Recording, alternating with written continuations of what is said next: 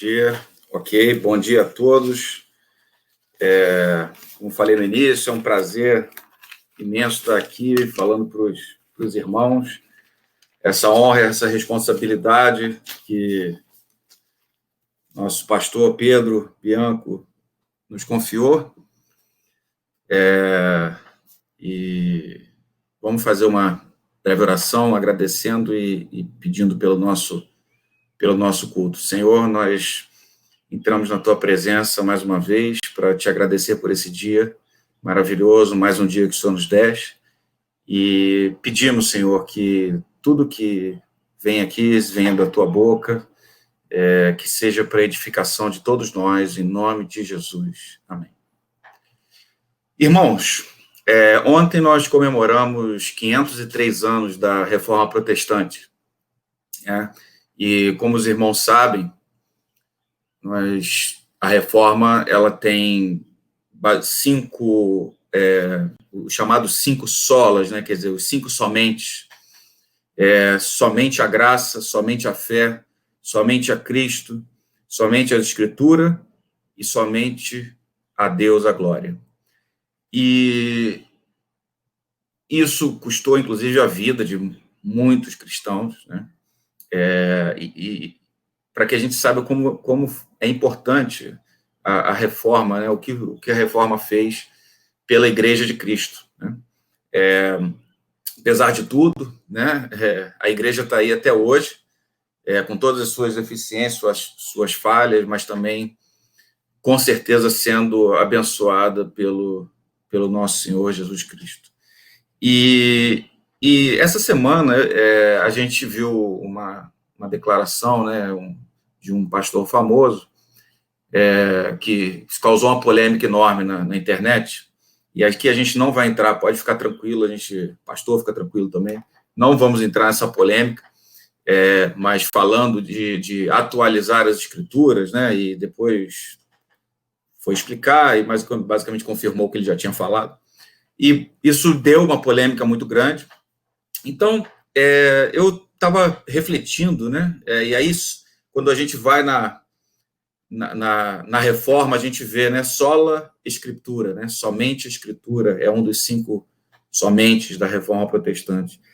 E aí eu pensei em trazer para os irmãos uma palavra sobre... Bom dia, Clara. Obrigado aí pela sua presença. Fiquei de trazer uma palavra para os irmãos aqui sobre o que é a Escritura, o que é a Bíblia, qual a importância que a Bíblia tem. Porque, apesar de ser algo que a gente sente, tem dentro de nós, mas tem algumas questões interessantes sobre a Bíblia. E por que ela é tão importante, inclusive estando na declaração dos 5 somentes da Reforma, né? Bom, então... Em primeiro lugar, e isso, claro, né, essa discussão da semana aí acendeu isso, sobre essa importância, né, qual é a importância das Escrituras e o que ela é. Bom, primeiro, vamos começar a falar sobre a Palavra de Deus, né? A Palavra de Deus, ela é transmitida a nós, né, através de 4 principais formas, né? A primeira forma é na própria pessoa de Jesus Cristo, né? Em João, capítulo 1, a gente vê que no princípio era o Verbo se fez carne, o Verbo estava com Deus e o Verbo era Deus. Então, assim, a gente tem o Verbo, ou seja, a palavra de Deus na pessoa de Jesus Cristo. No Apocalipse, em Apocalipse 19... vocês me desculpam, tá? Hoje vai ser uma pregação que a gente vai ficar andando em muitos textos, tá? Eu sei que a Luciana, por exemplo, não gosta disso, mas essa vai ter que ser assim, porque tem muita coisa diferente para a gente abordar, tá bom? Então, vocês me perdoem aí, mas pode deixar, não precisa ficar abrindo a Bíblia, não, eu vou citar aqui rapidamente, falar sobre esse texto, tá? Em Apocalipse, né, a gente fala Deus fala, né, que Jesus está vestido com um manto tingido de sangue, e o seu nome é a palavra de Deus, né? Então, Jesus é a palavra de Deus, é a primeira forma. A segunda forma é como a palavra de Deus como a comunicação verbal de Deus. Ou seja, os decretos de Deus, né? Deus falou em Gênesis, haja luz, né? Então, uma palavra que Deus fala e algo acontece, né? Então, ele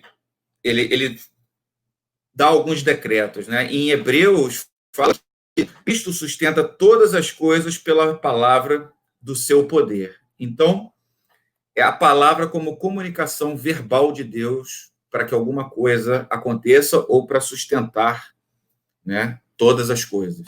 A terceira seriam palavras que a gente chama de aplicação pessoal, ou seja, Deus falando com as pessoas, né?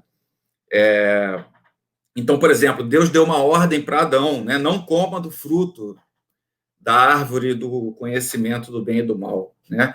No batismo de Cristo, Deus disse, esse é meu filho amado em quem me comprazo, né? Então, assim, Deus também fala com as pessoas ao longo da Bíblia, né? Temos uma terceira forma, que essa terceira forma, uma quarta forma, que é a palavra de Deus por lábios humanos, que são os profetas, as profecias. Então, aí temos exemplos muito diversos no Antigo Testamento, e até hoje temos profetas no meio da igreja. No próprio Novo Testamento, Paulo fala sobre as profecias, e Deus continua falando por lábios humanos.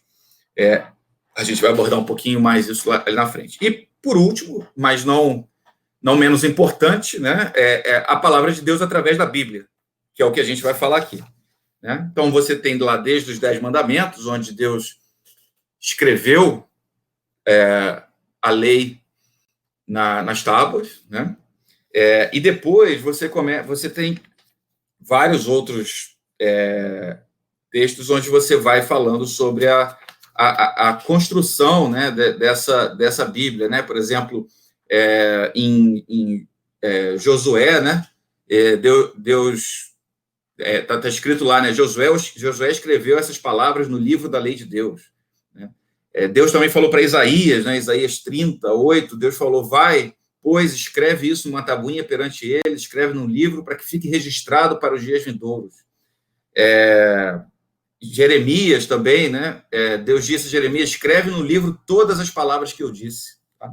Então, a Escritura foi se construindo já desde de muito tempo, desde que Deus, conforme Deus ia caminhando em seu plano da redenção, ele ia registrando através das Escrituras a sua palavra. Ok? Por fim, né, Jesus, né, cita sempre as Escrituras também, né? E diz que, isso é muito interessante, né, que diz que o Espírito Santo lembrará seus discípulos de suas palavras. Então, ali, Jesus já está apontando que as palavras dele seriam futuramente Escritura. Tá? Isso é muito, muito interessante. Paulo também diz que as palavras que ele escrevia aos coríntios, né, está lá em 1 Coríntios 14, 37, né, essas palavras eram mandamentos do Senhor. Okay? Então, o processo, né, de construção das Escrituras, ele começa no Antigo Testamento, começa desde que Deus escreveu na tábua da lei e vai continuando através do Novo Testamento. Né?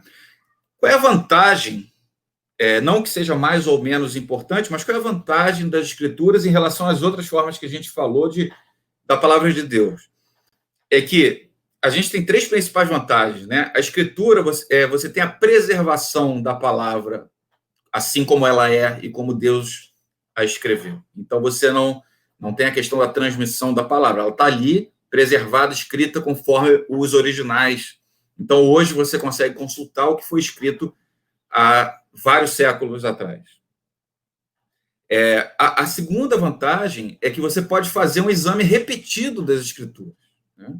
Então, Você pode sentar, abrir sua Bíblia e examinar, refletir, meditar naquela palavra e deixar aquela palavra falar ao seu coração.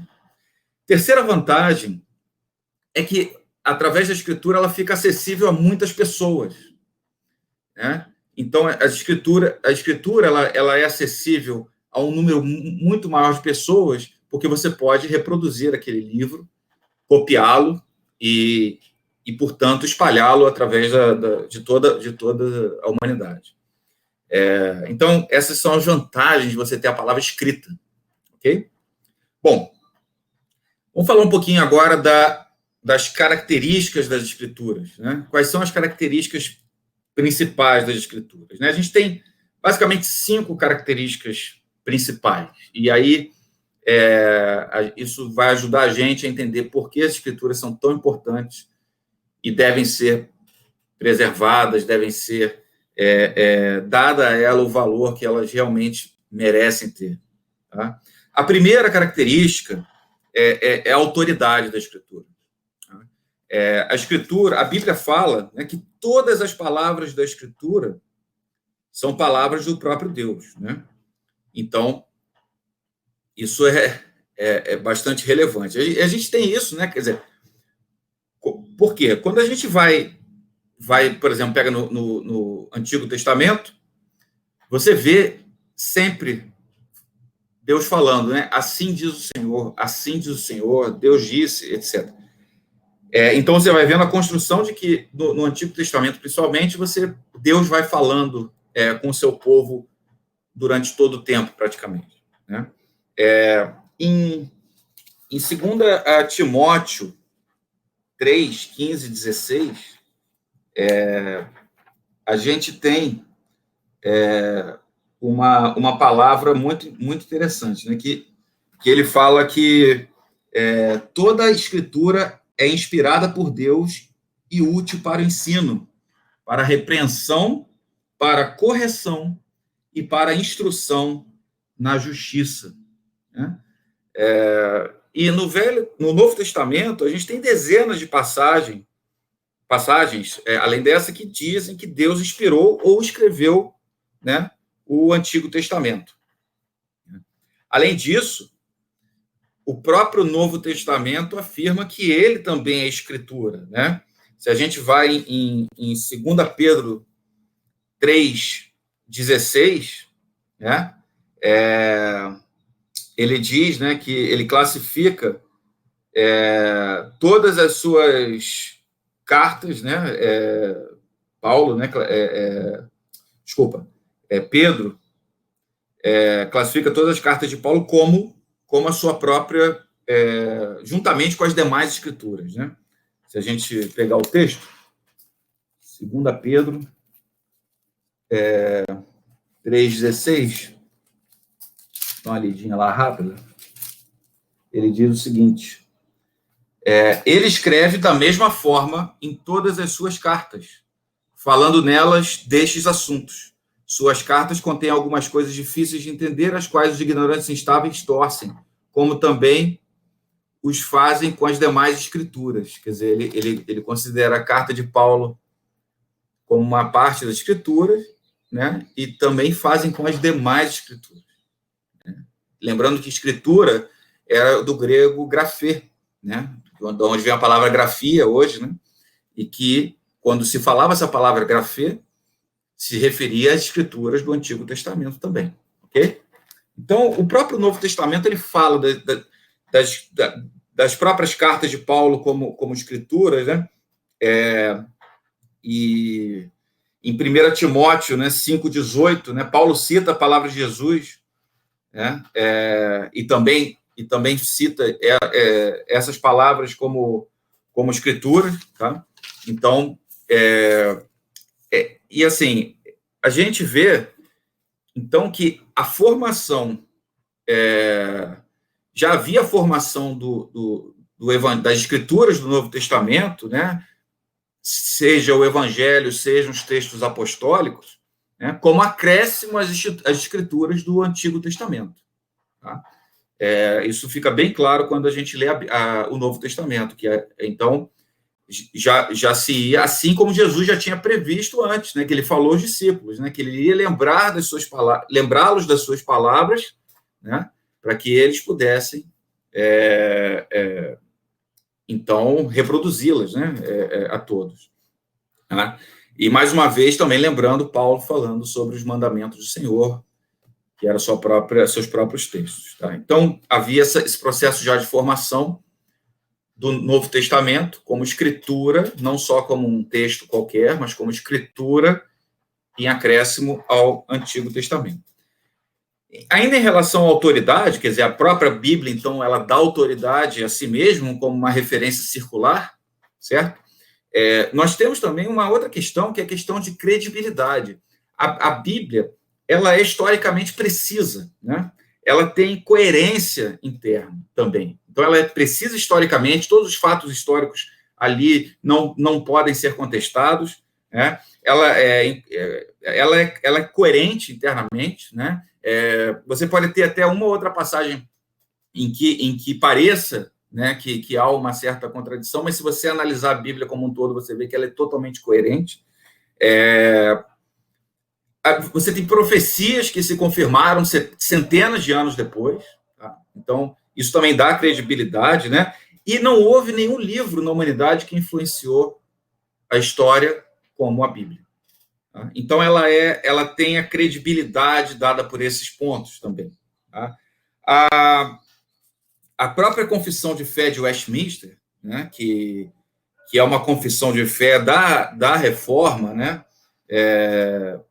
eles dizem o seguinte, eu vou ler para os irmãos, né, podemos ser movidos e induzidos pelo testemunho da Igreja a uma elevada e reverente estima pelas Escrituras Sagradas. E a magnificência do assunto, a eficácia da doutrina, a majestade de estilo, o consenso de todas as partes, o objetivo do todo, que é dar glória a Deus, o pleno desvendar que faz do único caminho para a salvação dos homens, as muitas outras incomparáveis excelências e sua completa perfeição são argumentos pelos quais ela dá abundante testemunho de si mesma como palavra de Deus. Não obstante, nossa plena persuasão e segurança de sua verdade infalível e autoridade divina vem da obra interior do Espírito Santo, que testifica em nosso coração mediante a palavra de Deus. Isso vem da Confissão de Fé de Westminster, e aí, como eles mencionam a parte importante, que é o Espírito Santo, que acaba também nos convencendo, né, e agindo dentro de nós sobre a veracidade da palavra e nos dando o entendimento da palavra também. E vemos aqui também uma questão interessante, né, que essa confissão é do século XVII, né, portanto, tem aí quase 4 séculos, mas também ela tem 1.600 anos na frente de Cristo, né? Quer dizer, 1640, mais ou menos, que essa confissão foi escrita. E aí, em nenhum momento, eles falaram em atualizar nada, né? E o mundo já tinha mudado culturalmente muito, desde a época de Cristo até o século XVII, onde você já tinha ali a sociedade moderna, né?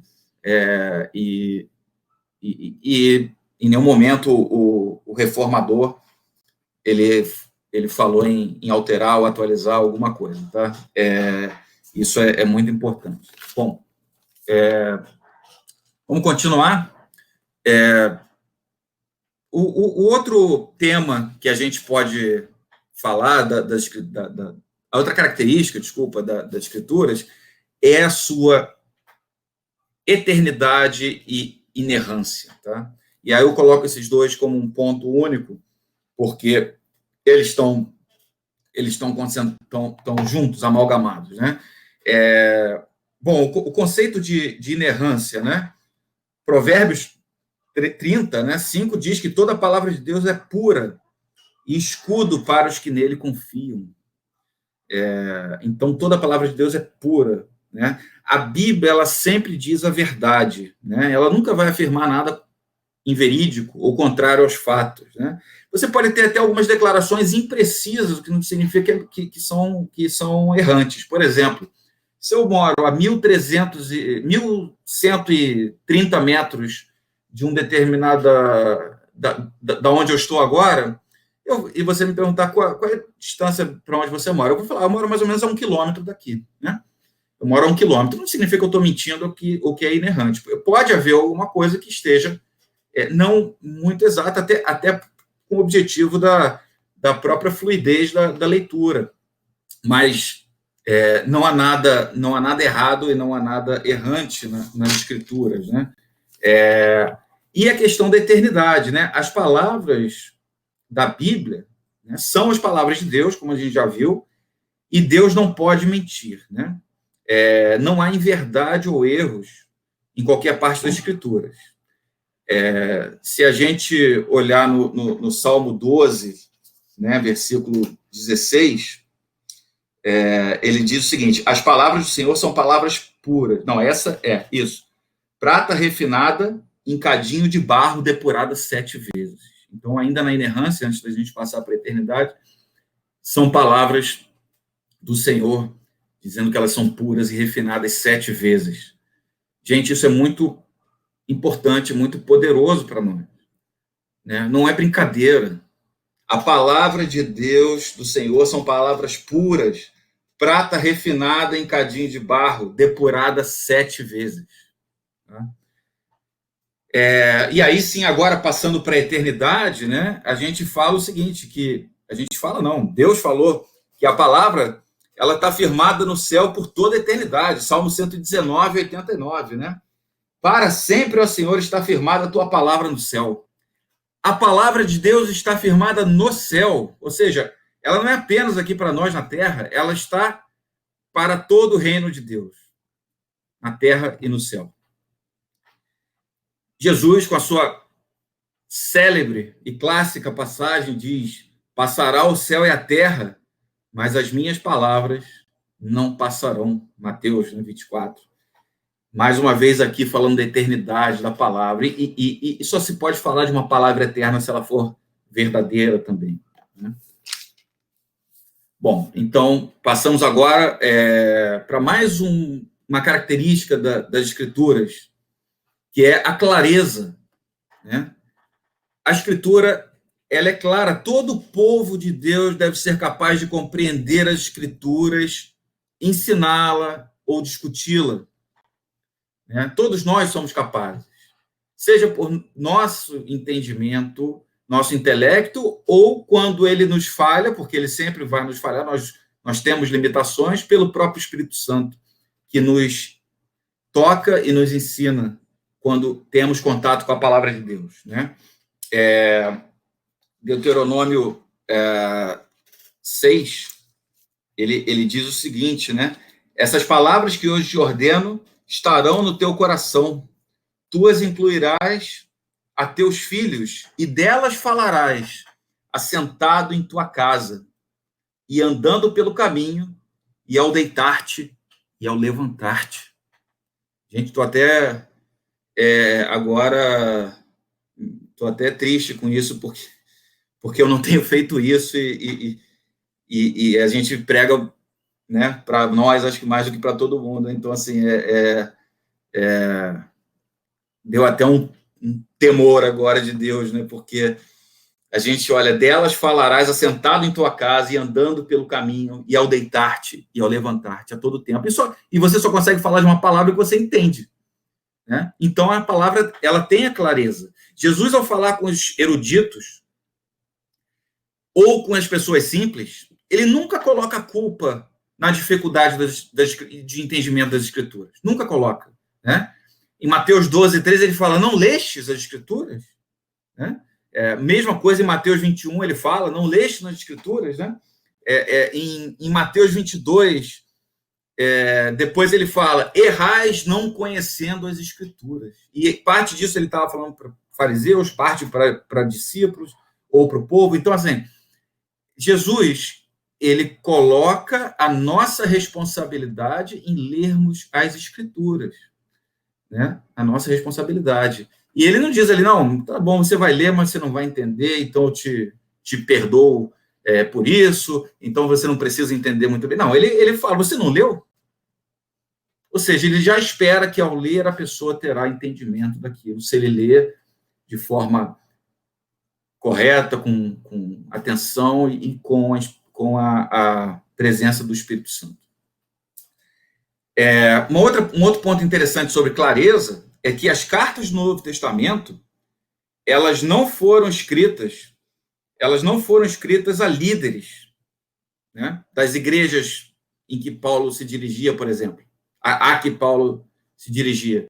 Elas foram escritas para a congregação como um todo. E elas são escrituras, como o próprio Paulo disse, né?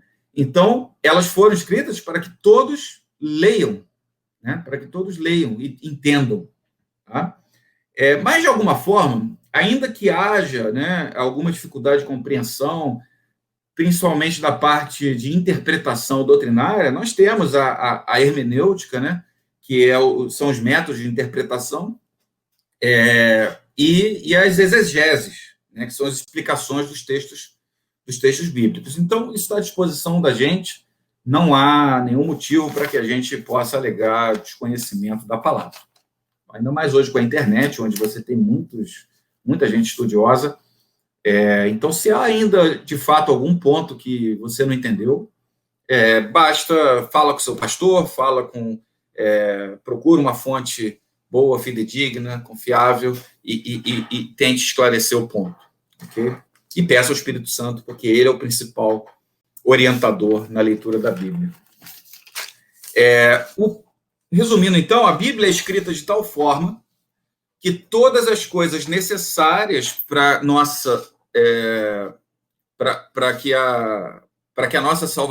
salvação e para a nossa vida encontram-se bem claras. Tá? Todas as coisas necessárias para a nossa salvação, tudo que é necessário para a nossa vida cristã e para o nosso crescimento como cristão, elas estão bem claras na Bíblia. Ok? Bom, o penúltimo ponto que a gente vai falar é a necessidade, a penúltima característica das Escrituras, é a necessidade das Escrituras. A Bíblia ela é principalmente necessária para 3 pontos principais, tá? Ela é necessária para tudo, mas assim, para se conhecer o Evangelho, para conservarmos a nossa vida espiritual e para conhecermos melhor a Deus. Tá? Esses 3 pontos. Para conhecer o Evangelho, Romanos 10, né, 13 a 17, Paulo diz o seguinte: porque todo aquele que invocar o nome do Senhor será salvo. Como, porém, invocarão aquele em quem não creram? E como crerão naquele de quem nada ouviram? E como ouvirão se não há quem pregue? E assim, a fé vem pela pregação, e a pregação pela palavra de Cristo. A Bíblia, né, tem que ser pregada, né, a palavra tem que ser pregada, mostrando, né, que a salvação é exclusiva pela fé em Jesus Cristo. Né? E aí a gente tem essa necessidade, então, né, que a Bíblia quer dizer, ela se torna necessária. A necessidade da Bíblia vem no primeiro ponto, para conhecer o Evangelho. Né? João 3,18 diz: quem nele crê não é julgado, e o que não crê já está julgado, porquanto não crê no nome do unigênito Filho de Deus. João 14:6 diz, Jesus diz: eu sou o caminho, a verdade e a vida, ninguém vem ao Pai senão por mim. Né? Pedro, né, quando estava lá no julgamento perante o Sinédrio, diz: não há salvação em nenhum outro, porque abaixo do céu não existe nenhum outro nome dado entre os homens pelo qual importa que sejamos salvos. E ainda temos 1 Timóteo 2, 5 e 6, que fala: porquanto há um só Deus e um só mediador entre Deus e os homens, Cristo Jesus, homem, o qual a si mesmo se deu em resgate por todos. Onde encontramos isso? Na Bíblia. Então, a Bíblia é necessária para conhecermos o Evangelho. Né? Além disso, ela é necessária para que conservemos a nossa vida espiritual, para que sustentemos a nossa fé. Né? Então, o Salmo 1, né, diz, no versículo 2, né, que feliz é aquele que medita dia e noite na palavra de Deus, né? Mateus 4:4 fala: nem só de pão viverá o homem, mas de toda a palavra que procede da boca de Deus. Ou seja, vivemos da palavra de Deus, sustentamos a nossa vida, a nossa fé através dela, né? 1 Pedro 2:2 fala que desejai ardentemente, como crianças recém-nascidas, o genuíno leite espiritual, para que por ele vos seja dado crescimento para a salvação. A Bíblia, a palavra é leite, ou seja, sustento para a nossa vida, tá? Necessária para o sustento da nossa vida espiritual e crescimento da vida cristã. O leite, né, nos sustenta e, quando crianças, como somos na fé, né, nos faz crescer. E, por último, sobre a necessidade da Bíblia, ela é necessária para a gente conhecer a vontade de Deus, né? Aqui tem um ponto interessante. Todos nós temos um conhecimento inato, né? Natural da vontade de Deus, né? As pessoas têm uma relação com Deus sobre o bem, a ética, o respeito, né? Só que nós vivemos num mundo caído, né? E esse mundo distorce a percepção, às vezes, do que é certo e o que é errado, né? Ele está toda hora nos bombardeando com informações e nós podemos ir para lá e para cá, e a Bíblia nos ajuda a conhecer qual é realmente a vontade de Deus, né? 1 a Timóteo 4, né, diz que nos últimos tempos alguns abandonarão a fé, né? E darão e ouvirão, né, espíritos enganadores e doutrinas de demônio, ou surgirão espíritos enganadores e doutrinas de demônios. Então, como nós nos protegemos desses espíritos enganadores e doutrinas de demônios? Na Bíblia. Então, ela é necessária para conhecermos a vontade de Deus. E, por último, meus irmãos, vamos falar da suficiência das Escrituras e da Bíblia. As Escrituras, elas são suficientes, porque elas contêm todas as palavras que Deus quis dar ao seu povo em cada fase da história da redenção. Desde do Gênesis até, inclusive, sobre o futuro, que é o Apocalipse.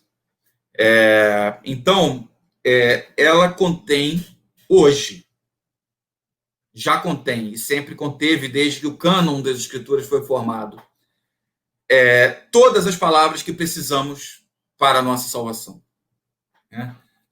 Ali em 2 Timóteo 3, 15 e 16, né?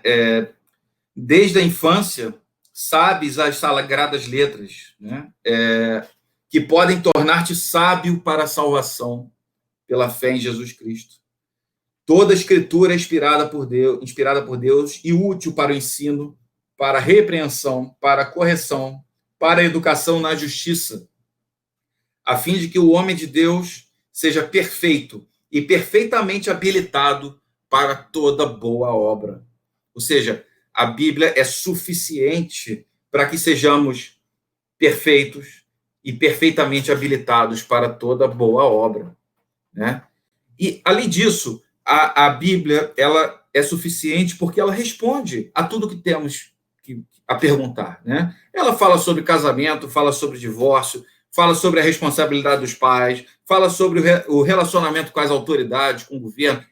Ela fala de tudo que precisamos saber em relação a todas as nossas dúvidas para a nossa vida, inclusive nossa vida civil, né? Não só a nossa vida religiosa com Deus, né? Mas assim, a nossa vida civil também. Outra coisa importante sobre a suficiência da Bíblia é que ela diz o que é pecado, né?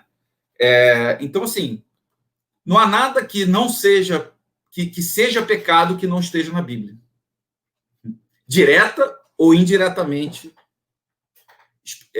ou seja, melhor dizendo, explícita ou implicitamente. Não há nada. Então, se alguém fala para você fazer ou não fazer alguma coisa porque é pecado, mas não está na Bíblia, não é pecado. A Bíblia, ela tem tudo que é pecado, tudo que não devemos fazer está na Bíblia, né? E isso é muito interessante, porque o pecado ele não é atualizado, né? Algo que foi pecado ontem não deixa de ser hoje, né? O mundo pode ter mudado, né? A gente pode estar vamos dizer, a nossa cultura vai mudando, tem novos componentes, a modernidade, etc., mas o que era pecado ontem é pecado hoje e será pecado amanhã. Isso nunca mudou nas escrituras, né? Então, se a gente fala, por exemplo, se o mundo, por exemplo, começar a dizer, não, a infidelidade conjugal, o adultério, ele é moralmente aceito, porque o homem ou a mulher precisam ter outros companheiros, não sei o que, se falar uma barbaridade assim, né? A gente não vai mexer nas escrituras e falar, não, isso não é mais pecado, porque agora a sociedade aceita isso, né? O adultério, então, como a sociedade aceita, o mundo é moderno, a gente tem que atualizar isso. Não, claro que não. O que é pecado está escrito lá. Agora, cuidado, não deixe ninguém impor um pecado a você, né? Porque se não está na Bíblia dizendo que aquilo é pecado. O contrário também é válido, tá? Uma outra questão sobre a suficiência, aqui já vou indo para o fim, é a questão de não recebemos novas palavras, né? Inclusive, temos outras seitas, hereges, que falam, né, que colocam outros livros no mesmo patamar da Bíblia, né? E a Bíblia é muito clara, né? Ela diz nada acrescentar, em Deuteronômio, ela diz nada acrescentareis à palavra que vos mando, nem diminuireis dela, para que guardeis os mandamentos do Senhor vosso Deus, que eu vos mando. Em Provérbio 30, né, ela fala, nada acrescentes às suas palavras para que não te repreenda e sejas achado mentiroso. Olha, não acrescente nada à palavra. Também temos em Apocalipse 22, né, se alguém lhes fizer qualquer acréscimo, Deus acrescentará os flagelos escritos nesse livro. E se alguém tirar qualquer coisa da palavra do livro dessa profecia, Deus tirará a sua parte da árvore da vida, da cidade santa e das coisas que se acham escritas nesse livro. Olha que palavra tremenda, né? Então, assim, Deus não exige que nós creiamos em nada sobre si ou sobre a sua obra redentora que não esteja na Bíblia. Tá? Nenhuma revelação de Deus deve ser equiparada à Bíblia, né? E outra coisa, ainda que haja revelações de Deus, ou que haja profecias, mas a Bíblia está sempre acima. A Bíblia, ela, inclusive para validar o que está sendo profetizado, certo? Então, a gente tem que sempre ter a Bíblia acima. Imagina se vamos atualizar a Bíblia toda hora, como é que fica essa referência? Não tem como. A Bíblia é a Bíblia. Não existe pecado. Aqui eu já falei, né, que não... essa questão, né, pecado que não esteja proibido pelas escrituras, e aqui falar um pouquinho também do legalismo, né? Então, muita gente acaba utilizando o legalismo, algumas, né, igrejas, né, acabam instituindo procedimentos legais, normas de conduta, né, que se baseiam em procedimentos, né, que não tem nada a ver, que não são pecados, né, que não são proibidos por Deus. Bom, para finalizar, né, a gente, quando crê na suficiência das Escrituras, nós nos sentimos mais seguros, né, de estar crescendo na vontade de Deus, né, encontrando mais liberdade e paz na vida cristã, porque estamos crendo em algo que nós sabemos ser suficiente para nós. Nós sabemos que não precisamos buscar em mais nada. A palavra de Deus contém toda a sua vontade, né? E além disso, ela enfatiza, né, que a gente tem que se contentar com o que Deus nos revelou, porque tem coisas que a gente não sabe, né, que Deus não revelou, não quis revelar, mas tudo que nós precisamos saber para conhecer a nossa salvação, para crescer na nossa vida espiritual, né, e crescermos, sustentar nossa vida espiritual e crescermos como cristãos, está na palavra de Deus. Ok, irmãos? a nossa luta, lembrando, né, ela não é contra pessoas, né? É contra principados e potestades, né? A gente tem que ficar muito atento, como a gente falou, né? A Bíblia ela não vai ser melhorada, não vai ser modificada, não vai ser alterada para ser atualizada. Ela já é atual. Ela já é atual. Ela não precisa ser melhorada, modificada, alterada, né? A gente tem princípios eternos, né? Que estão na Bíblia e que não a gente, como o próprio nome diz, são princípios eternos e graças a Deus temos isso tudo para nós.